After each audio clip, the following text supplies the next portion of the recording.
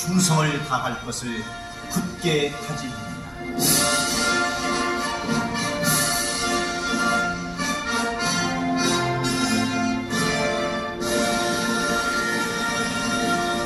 바로 다음은 애국가 제청이겠습니다. 애국가는 시간 관계상 사전의 뜻을 1절에 모아서 1절만 크게 부르겠습니다.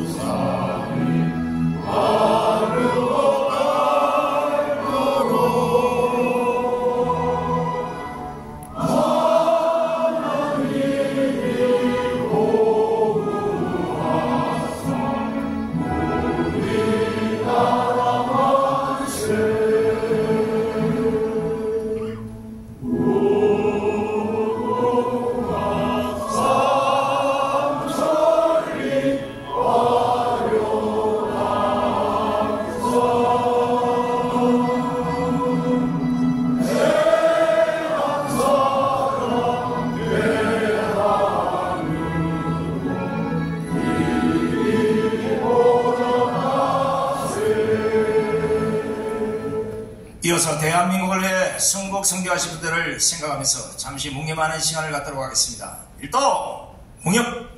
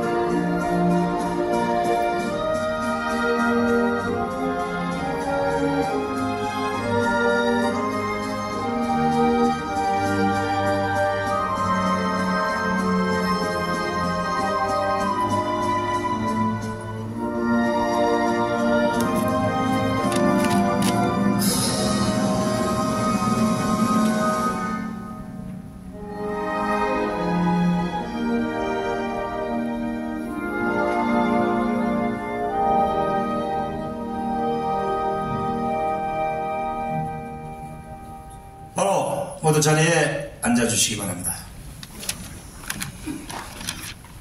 이번에는 황기총 대표회장을 지내시고 광화문 1천만 세력을 이끈 국민혁명의장이시며 4.10 총선 이후에 부정선거를 밝히려는 국민들에 의해서 4.10 부정선거 대책위원회 총괄위원장으로 추대되신 정강 목사님의 국가대개조선회 및 기조연설을 큰 박수로 청해 듣겠습니다.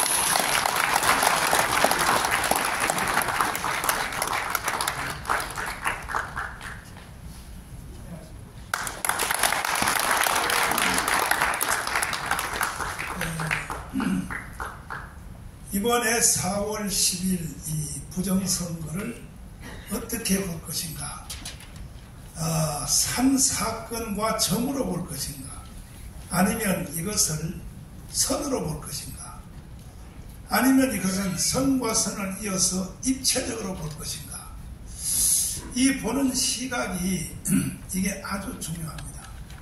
저는 애국운동 하느라고 40년 걸렸습니다. 그동안 제가 애국운동을 한 경험에 의하면 부정선거가 이번에만 있었던 것이 아닙니다. 저는 돌아가신 조영기 목사님 그리고 김정호 목사님께 속된 말로 재수 없이 잘못 걸려들어가지고 선거를 5번 해봤어요. 기독당, 기독사랑실천당, 그 다음에 기독자유통일당, 이번에는 우리 안보단체에서 왜 기독자를 세우냐, 기독만 빼면 우리도 다 같이 할 텐데, 그래서 이번에 기독을 뺐습니다.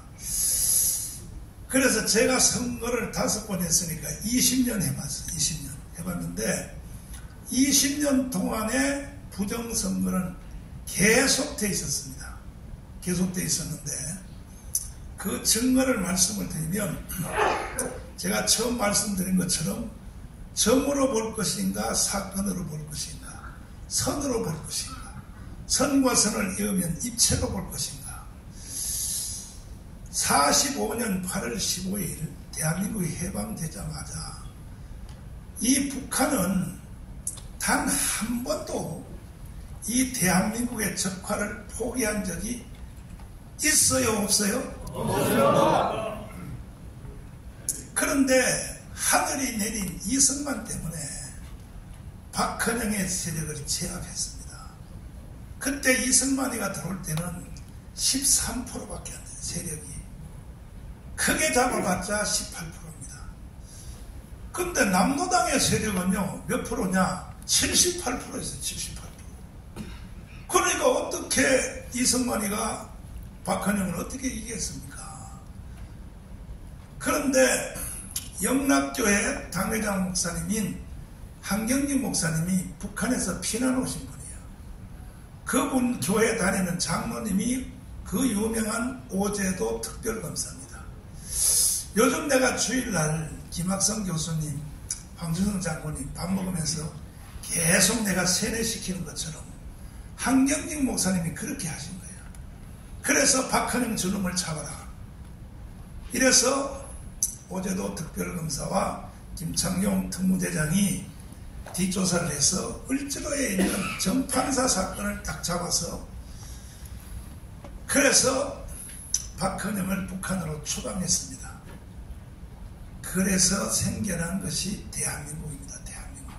대한민국인데 그 후에도 북한은 무장폭동으로 이 대한민국을 완전 점령하려고 별짓을 다 했습니다.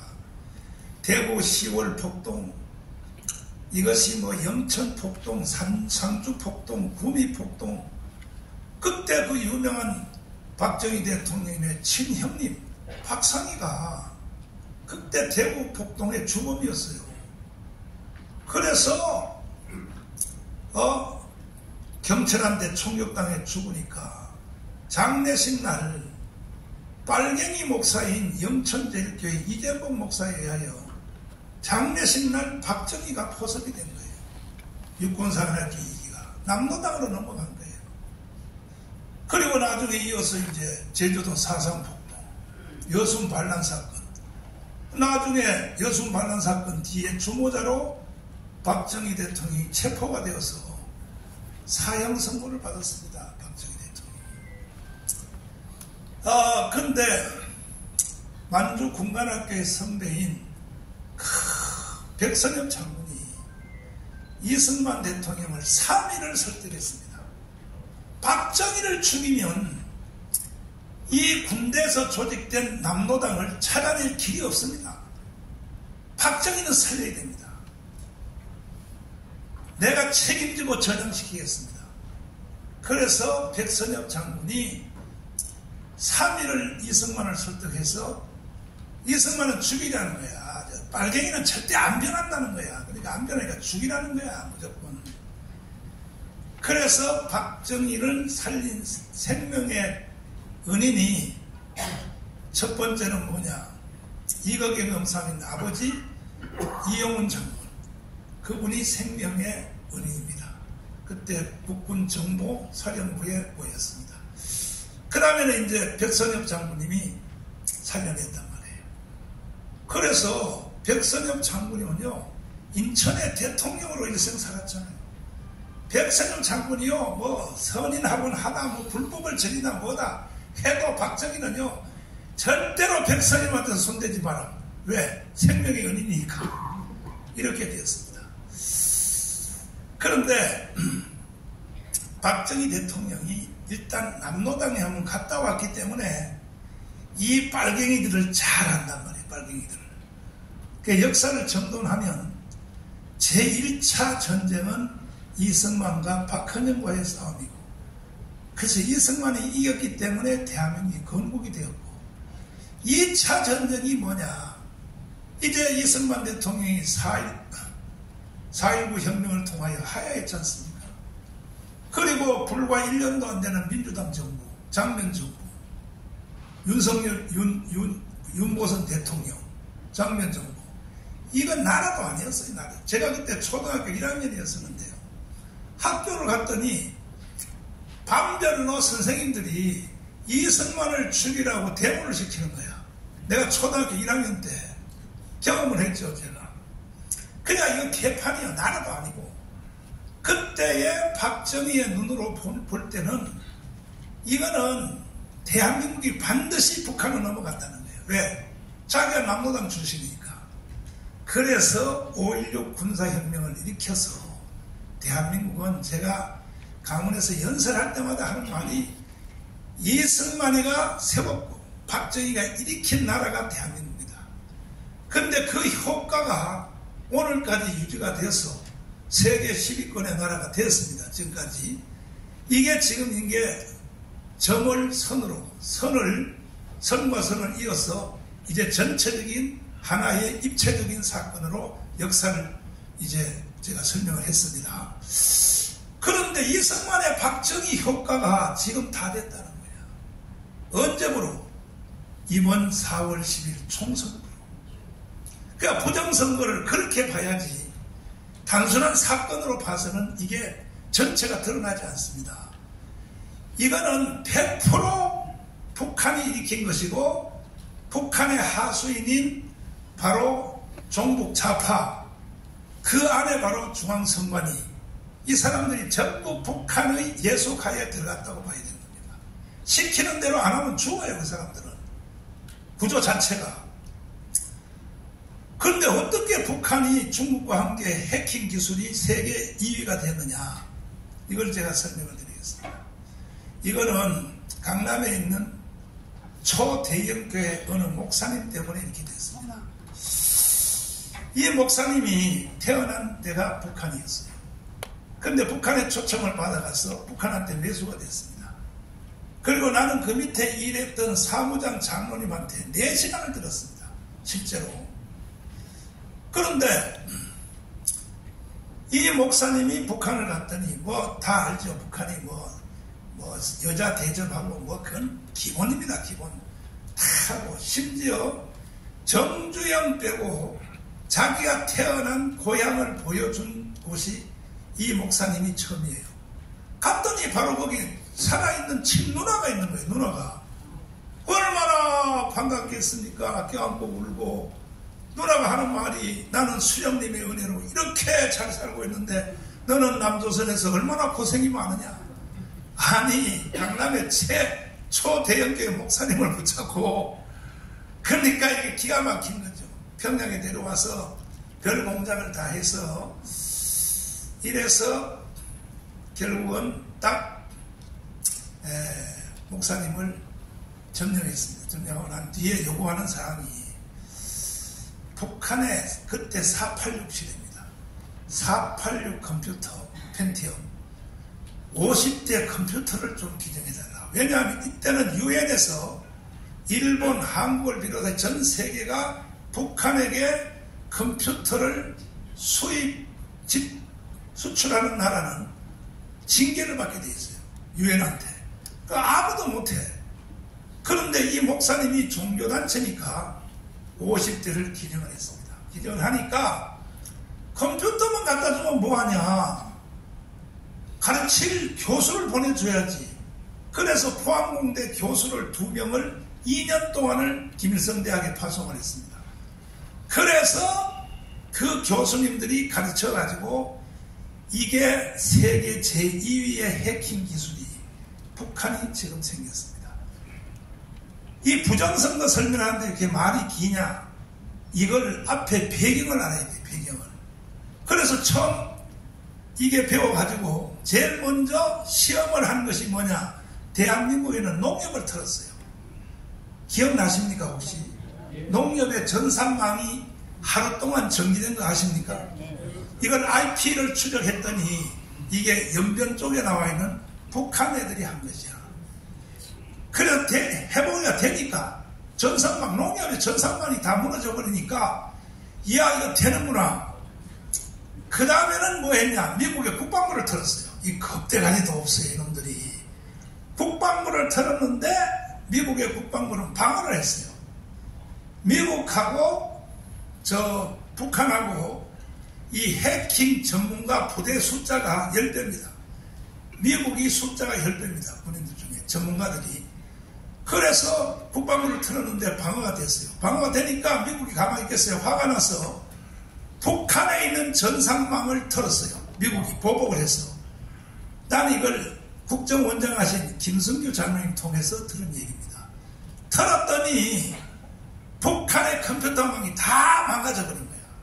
다 망가지는 사이에 3일 동안에 3일이 마비가 됐는데 3일 마비되는 사이에 대한민국 안에서 무슨 일이 일어났냐. 종북 좌파들이 우파를 비방하거나 이 욕하는 사건들이 3일 동안 딱 멈췄고, 특별히 교회를 비판하는 거, 기독교를 개독교라 그래, 목사를 목사새끼라 그래.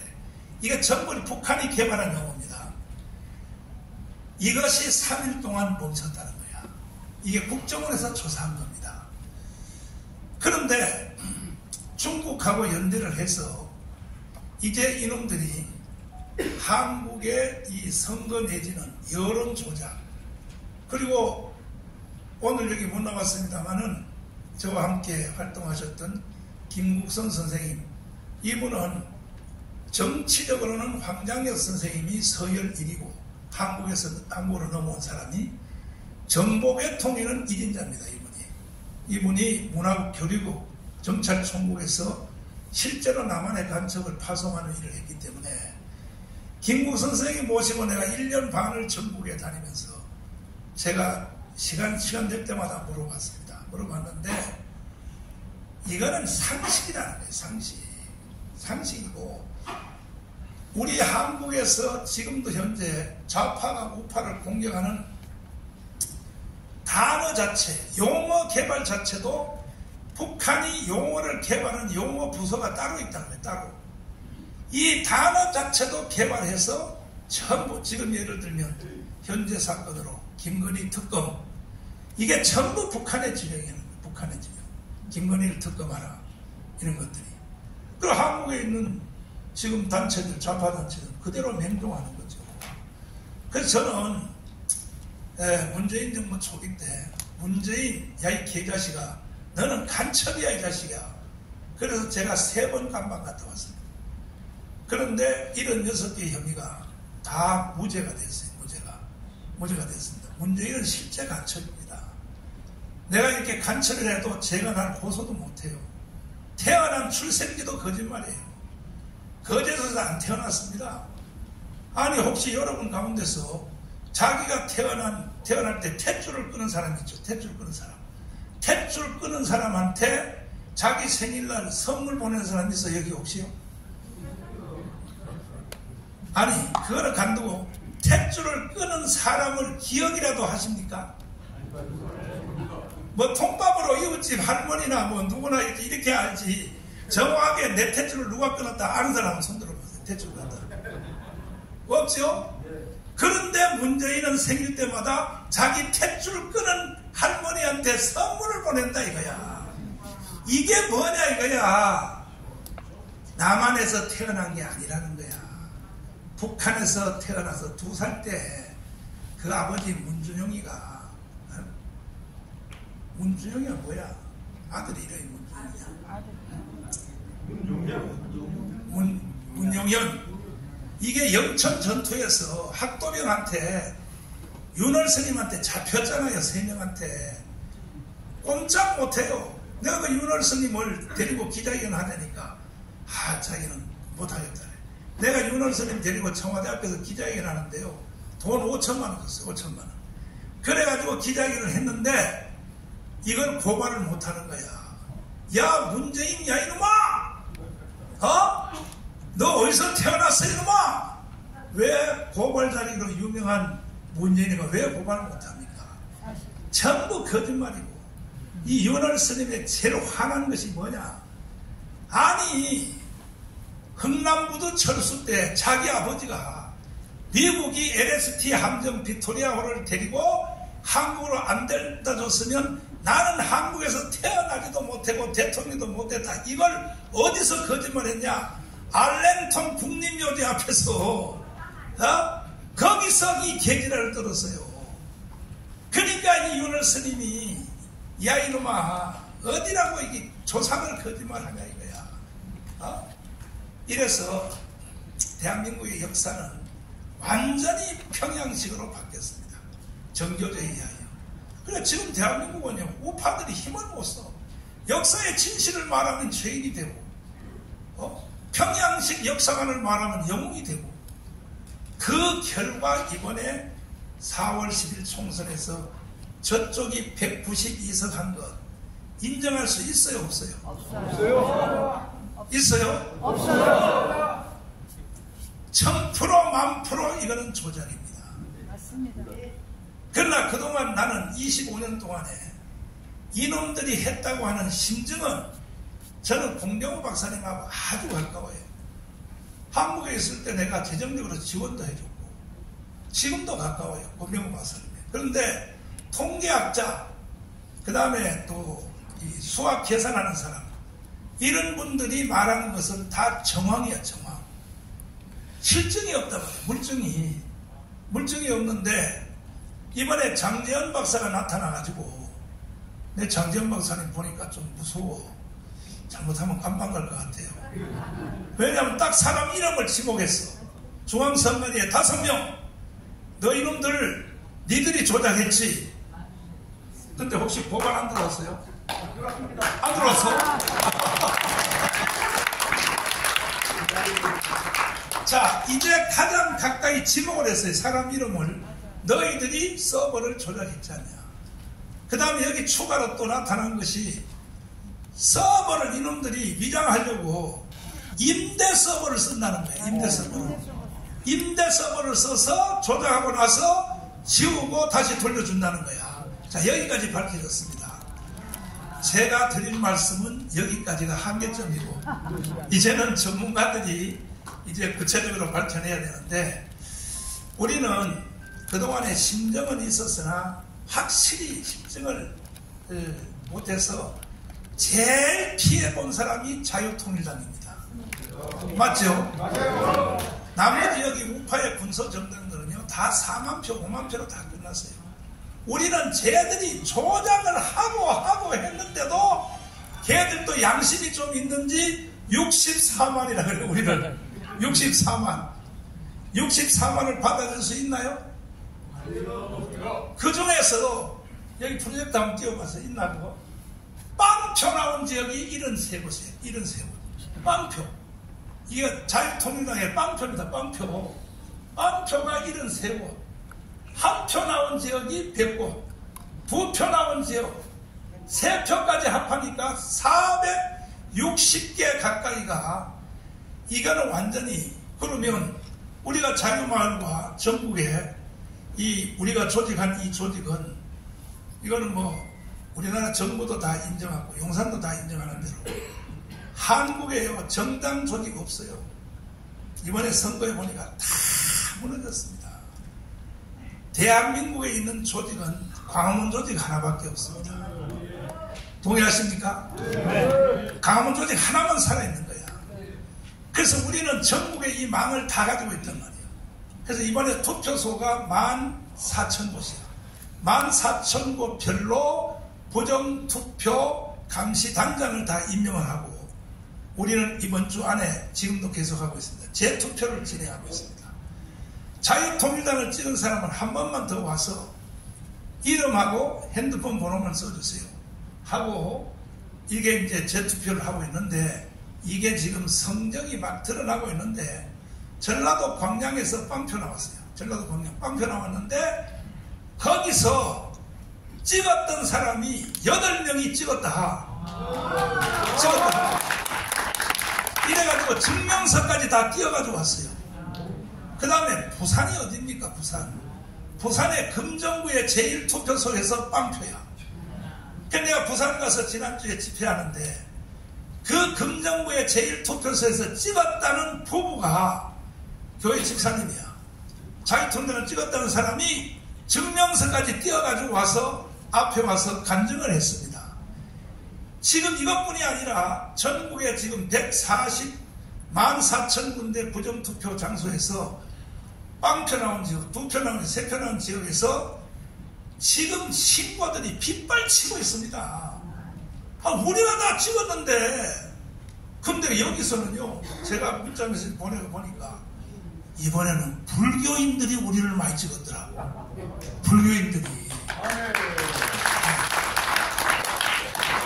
많이 찍었고, 그래서 이제는 곧 드러나게 생겼는데, 그래서 다음 주일날 이번 주 토요일은 끝났고, 다음 주 토요일은 미국의 전 민주당 상원의원 20명이 한국에 와요. 와서 강화문에서 연설한다고 했어요.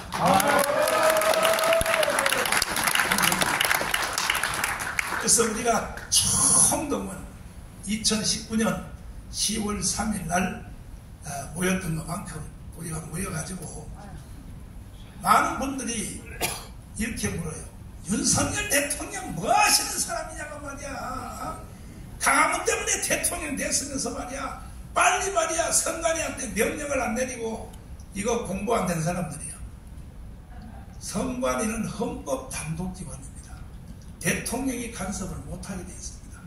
그러나 나도 용산하고 지금 계속 교통을 하고 있는데 이번에 우리가 64만 표잖아요.